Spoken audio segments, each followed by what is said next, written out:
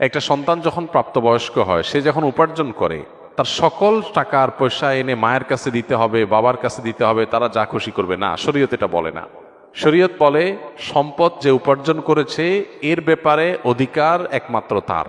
হ্যাঁ, উপার্জিত সম্পদ থেকে মার চলার জন্য, মার বেঁচে থাকার জন্য, সুস্থতার জন্য, চিকিৎসার জন্য যেটা প্রয়োজন সন্তান হিসাবে সাধ্য অনুযায়ী, মায়ের নিজের না থাকলে বা দেওয়ার মতো ব্যবস্থা না থাকলে অবশ্যই সন্তানকে সেটা বহন করতে হবে।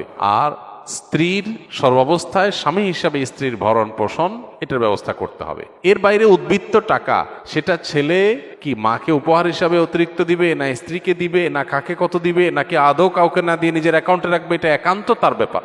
এখানে শরীয়ত মা বাবাকে ইন্টারফেয়ার করার অধিকার দেয় নাই সেইভাবে যেভাবে আমাদের অনেক মা বাপ মনে করেন যে তাদের অধিকার আছে। ছেলে বিদেশ গেছে, উপার্জন করে টাকা পাঠাবে সব বাপের নামে মায়ের নামে, তারা যা খুশি করবে, তারা সেখান থেকে বৌমাকে যা দেওয়া দিবে আর যা দেওয়া দেওয়ার না দিবে না। এভাবে আসলে ইসলাম মা বাবাকে এতটা অধিকার দেয় না যে সম্পদ সারা জীবন যা কামাই করবে সব বাপ মা যা ইচ্ছা তা করবে। জি না, এই সুযোগটা নেই। অনেক মা বাবা এটা জানেন না এবং এখানে অনধিকার চর্চা করেন তারা।